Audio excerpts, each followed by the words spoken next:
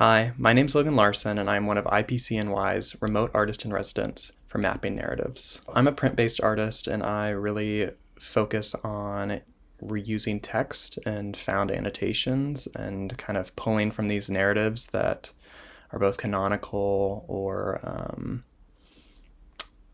kind of queer histories. And I'm interested in these narratives that come out of this research and kind of exploration that I undertake. So for mapping narratives, I created a paired edition responding to James Baldwin's Giovanni's Room. In one copy, I included both my own annotations and Baldwin's words, which almost acted as like a facsimile of my own copy of the novel.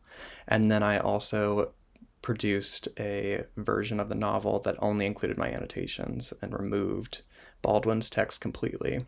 And I was interested in this ongoing relation with the text, that it was the second time that I had read the novel and the first time that I had kind of with intent made annotations that I wanted to share and thought about this kind of lineage or this transference of information through the pages of this novel. I was really drawn to Baldwin's text because it is this starkly revealing and intimate vision of someone coming to terms with their sexuality, and in that context I was really interested in Baldwin telling this narrative and telling this story. And this is an ongoing project that I'm trying to develop where I'm asking others to annotate the book on their own and allow me to have access to that annotated copy and potentially represent it or read their version. This project was really when I started to bring my own voice into the books that I was making and the print works that I was editioning. So for the remote residency, I proposed this artist book that would kind of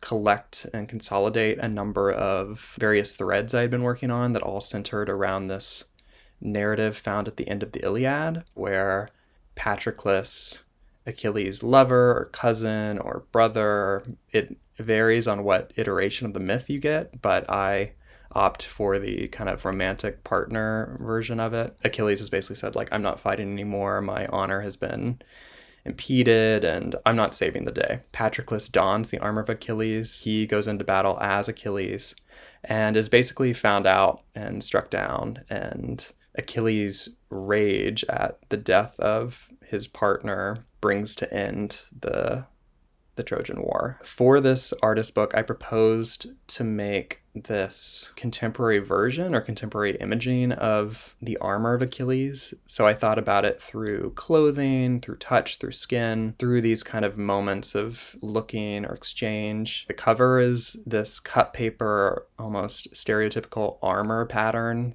And then it kind of gets into these risograph printed images of like a skin-tight snakeskin bathing suit, and these images that I appropriated of like a Peter Paul Rubens etching of Achilles wearing a dress, which is another narrative within kind of the Iliad spectrum. I also thought about it through the lens of like contemporary queer history. So Act Up, I used an image from Kissing Doesn't Kill or Read My Lips that I was really interested in appropriating and thinking about the adornment of a body with that image. I'm really interested in the book format as something that can allow you to spend time with something. I work in a way that I kind of create all these disparate images over the course of like a year or 2 years, where I'm slowly building up this kind of awareness or this understanding of images. I think this comes from being in school, but where I'm placing images on a wall and kind of letting them read during critique, and they're not meant to last, so they kind of come and go. And a book for me is a way to prolong that image's life and let someone have a deeper understanding of it. I'm also interested in the amount of control I have over pacing and having people kind of slowly get involved or get to know these images over time and have a physical relationship with the book itself. There's this moment that I put inside the book. You go from this red color field and open up these two smaller pages within the book, and it's just two mirrors that are folded into each other. And whenever you open it, you catch yourself within the fabric of the making. Like you become part of the book and you're kind of implicated, and you start to get a feel for the body within the context of this book.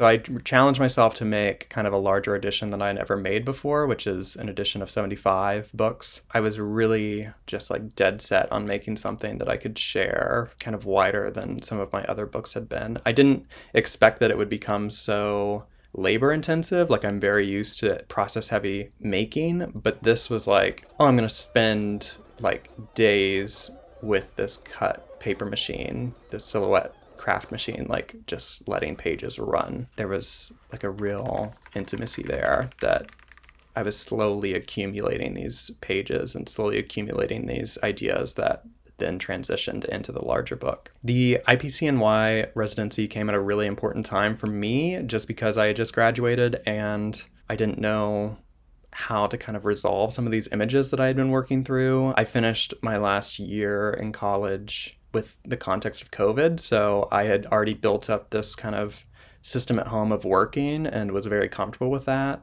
And getting the funding and time that the residency provided, I was able to kind of finish a number of these projects that were outstanding. I wasn't happy with how, before this book existed, how I had resolved the images and the ideas that I was working through. It felt unresolved. It didn't feel like I had concluded it. This book format now is like the thing that I'm happy exists, and happy it's the thing that will come out of this like 2-year long experience of thinking and making. So thank you.